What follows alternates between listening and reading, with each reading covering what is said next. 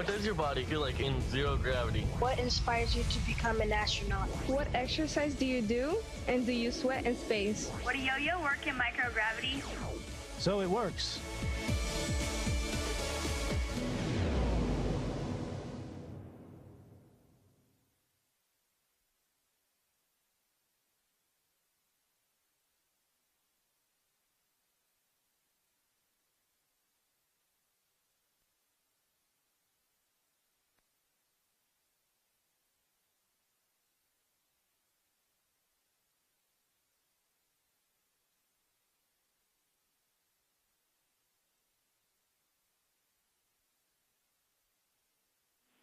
Station Houston, on 2, are you ready for the event?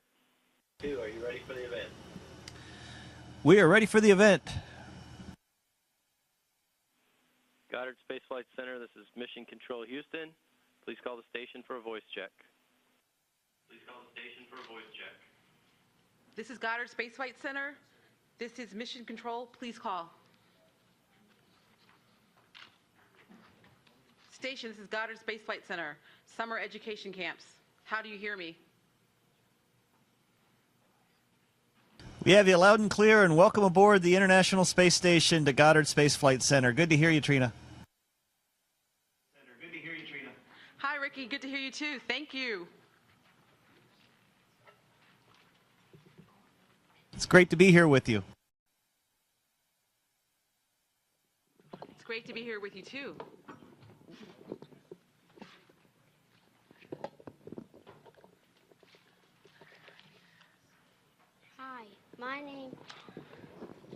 Hi, my name is Harrison. And my name's Annalisa.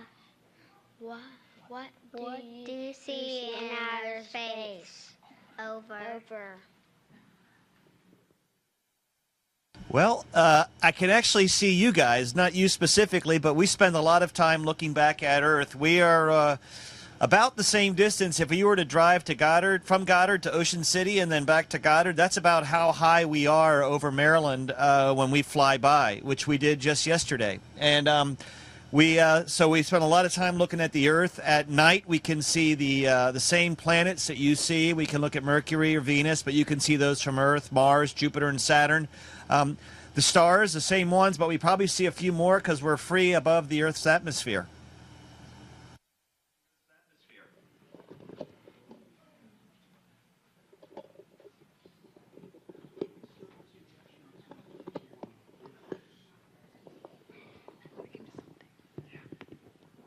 Hi, Ricky. My name is Tashiana. Thanks for answering our questions. I'm wondering, what can we learn from space missions and exploring other planets that might help us in adapting to a changing climate here on Earth? Tatiana, fantastic question, particularly at Goddard Space Flight Center, which invests so much energy in studying our home planet. Studying other planets helps us understand the mechanics of things that happen here on Earth. And right beside us in our solar system, we have a planet, Venus, which suffered from runaway greenhouse gas and climate change. And Mars, which probably had a thick atmosphere at one point and now really has a very thin one. So Mars, much like on Earth, when we want to understand what happens in past climates, we go to the poles and we drill into the ice and look at what the atmosphere was like. So I think getting an understanding of the mechanisms and what happened over time to the atmosphere and other parts of the planet will give us a better understanding of how climate change is and will continue to affect Earth. Hi, my name is Sinai. What are some long-term health issues from being in space? I hope not many, but we are up here, we get exposed to a bit more radiation than you do on Earth. Our bone structure changes a little bit. We come back with the same bone density because we exercise a lot, but our bones are just a little bit different when we get back to Earth. Some of us will have vision changes, slight vision changes, because our eyes, as they adjust to the way our body changes here on the International Space Station. So that's one of the reasons we're here. If we're serious about going out and exploring the solar system, we need to keep people healthy for the long haul. Hi, Rick. I'm a distant relative, it says here on my card. We were wondering how you're doing, and I wonder if you'd show us a cool microgravity trick. I am glad you are at summer camp and that you have some adult supervision. That's good to hear. Well, I'm actually just standing here in a foot restraint, but if I let go of my foot restraint, just give a slight shove.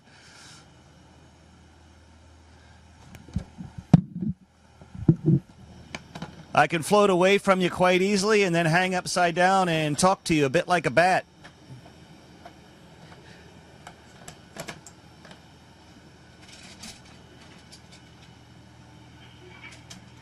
Hi, my name is Riley Azaria. Do you have lights and TVs on the International Space Station? Yes, we need lights up here. We have the sun to, of course, which gives us some light through some of the windows, but we need lights in the places where we don't have windows. Television, we get our programs sent up to us from the ground, so the news is about a day late, and we either watch it on something like this or on a computer. We don't really have a reception television or cable television. The cable would have to be pretty long and growing ever longer. But we do get plenty of TV when we want to watch it.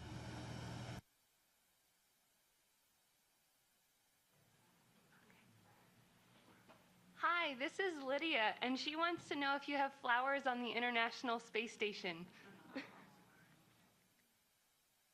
Hey, Lydia, I wish we had more. We've been growing plants up here since 2016, but that is definitely one of the things you miss, the smell of earth, plants and trees, and the taste of fresh fruits and vegetables.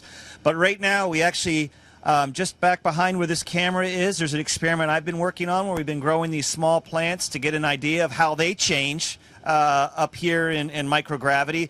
And they're starting to get some really, really small flowers.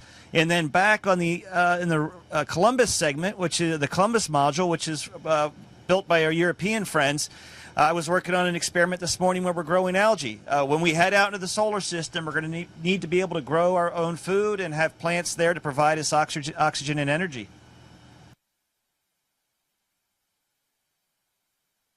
Hi, my name is Warren, and I wanted to know, how does it feel when you launch? It is probably the most exciting ride you could ever have in your life. Think of the coolest roller coaster you've been on, and that the ride lasts 8.5 minutes. And when it's over, you're looking down on this magnificent planet. So it's all those sensations, all wrapped into an 8.5 minute long thrill ride.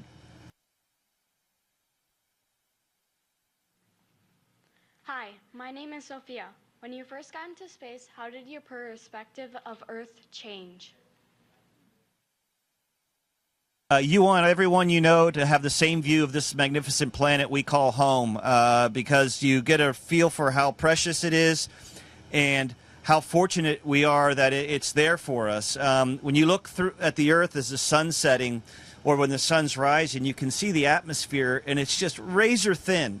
And that little bit of atmosphere is all that protects us from the harmful radiation of space and provides us oxygen to breathe. And as thin as it is relative to how big the planet is, there is no way we can pump stuff into that atmosphere without having a cost for our actions.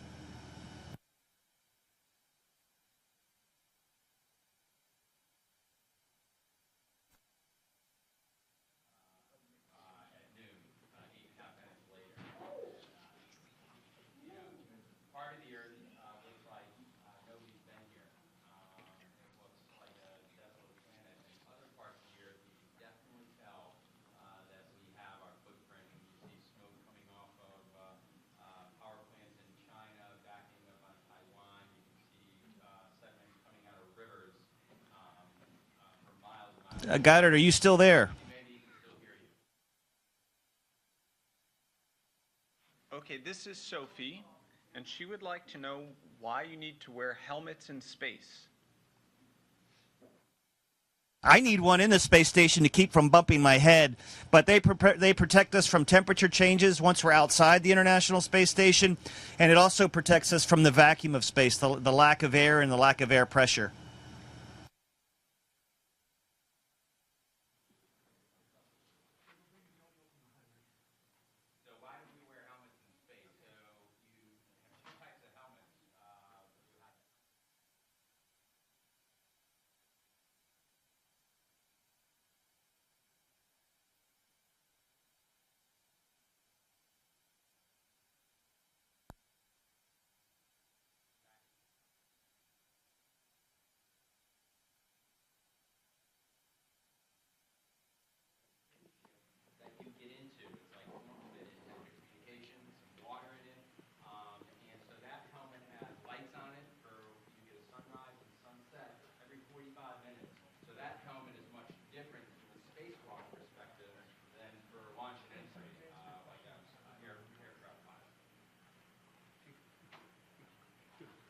Hi, my name is Christopher.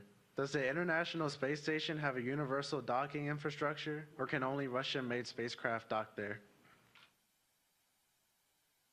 Yeah, I flew up on a Russian-made spacecraft, and we docked to one of their docking ports, but we have an IDA, a docking adapter, on our modules for the upcoming commercial crew vehicles, which are going to launch out of the United States. So when the American rockets are ready to go from our commercial partners, and those capsules arrive, they will dock here to the U.S. segment of the International Space Station. My name is Jaden. My question is, can you use a cell phone in space? You can use it for taking pictures, maybe listening to some of the music you have stored on there, but we do not get a signal. And I'll tell you, I miss a lot of things about Earth, but my cell phone is not one of them. Hi, my name is Vincent, and I was wondering, how do you feel physically and emotionally at launch? Yeah, you're ready. We were training for a year or so, getting ready for that day. You have a lot ahead of you that you got to come up here and do. It's exciting. It's a little scary, but it's you're ready to go and ready to get on with the mission. It's a very, very exciting day, and it's amazing the way just the emotion and the senses that kind of get frozen in time, and you just can recall those just about at any time. Just remember how exciting a day that is. Hi, my name is Maxwell, and what does the moon look like up close? I would like to know that's a journey that someone your age is going to make. Probably not me, but we're not that much closer to the moon than you are. We're only about only a couple hundred miles closer, so it's a little clearer, but it's about the same size, and it really doesn't look much different up here than it would from a really clear sky back on Earth. Hi, my name is Ben. What does the world look like from space? It looks like a very peaceful, beautiful place in the black of space, and you don't see any international boundaries. You don't see the kind of the turmoil that can happen. It just looks like a really peaceful oasis out in the solar system. It's a magnificent place. My name is Ava. How is life on the International Space Station different from life on Earth? I'm looking at one of my crewmates, and he's one of the big reasons it's different. We're only up here with 6 people, and we get to spend a lot of time together. So that part is fun, but it's also different. And down on Earth, you get to interact with a lot of different people, separated from your family and friends. But all in all, it's a really, really exciting experience, and the work up here is really rewarding and fun. Hi, my name is Otto. After you have been in space for a while, how does your body feel when you come back to Earth? Well, I only have one data point for that, and I felt really heavy and really dizzy the last time I landed, and I was only up in space for a couple weeks.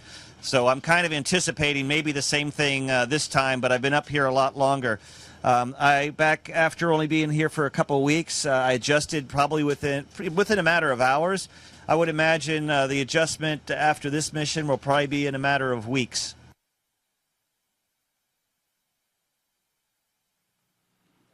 Hello, my name's Cliff Whitford from John Hanson Middle School.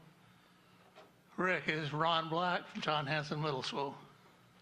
And I'm Matt Bender, a representative of NEAT.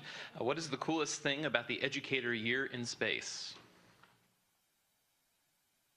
It's really good to hear Ron Black's voice and have someone there from John Hanson Middle School and a fellow NEAT teacher.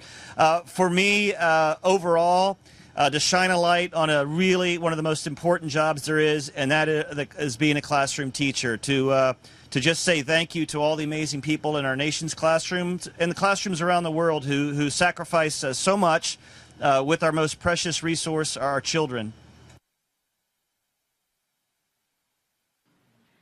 Hi, my name is Rebecca. What is your educational career path to becoming an astronaut? you have to have a degree in science, technology, engineering, or mathematics, something in a STEM field. And then NASA really wants people who have done things, who have been out and done operations. That's what we do. We do things. We don't have a lot of meetings up here. We're up here going from activity to activity to activity. So a degree in science and technology, engineering, mathematics, in one of those fields, and some experience doing science either in a lab or in the field, and having a really broad experience with working with a lot of different people as well.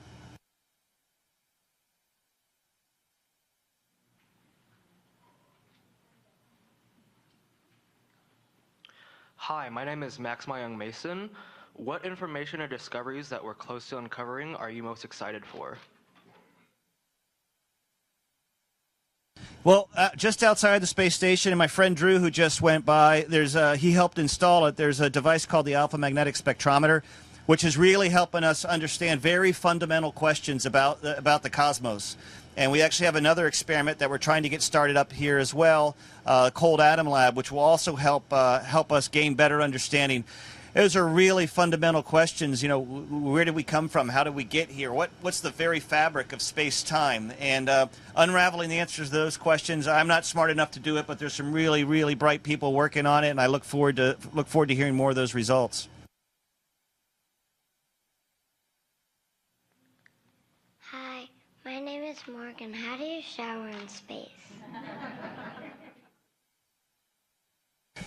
Yeah, my next encounter with running water will be when I land on Earth on October 4th. But we do have access to water. We shower with this. Inside this bag is a towel and some soap. And we actually hook this up to a water dispenser, fill it with warm water, and then we use a wet towel to wipe off with. We also use rinseless shampoo, and then dry off and move on to getting dressed and ready for the day.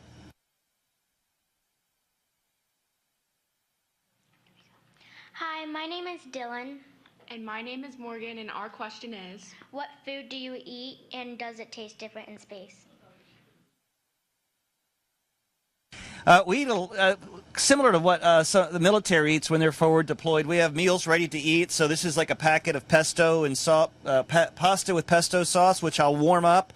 And in this packet here, which looks like a little brick, is actually beef stroganoff, which we'll add water to and warm it up. It tastes the same here as it does on Earth. And that's good, and it's also one of the challenges because it tastes the same, and we eat a lot of the similar stuff. We have a pretty good variety, but Drew and I will be up here for almost 200 days, and you get to sample everything many times, and but it's good and it's healthy.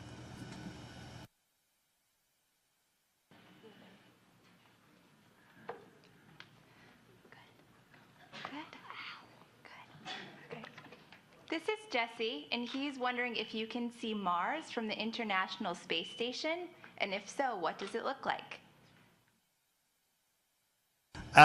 Yes, you can see Mars. I've seen it from here. I actually saw Saturn the other night. It was really beautiful, a sunrise over the Nile River, and it looks very similar to the way it does on Earth. The distance, Mars is so far away from Earth and so far away from the space station. It is a small red dot, just like it is looking from your backyard. And Saturn from here is very similar too. I was actually using a pair of binoculars to just barely make out the rings. So very similar to the view you have back home.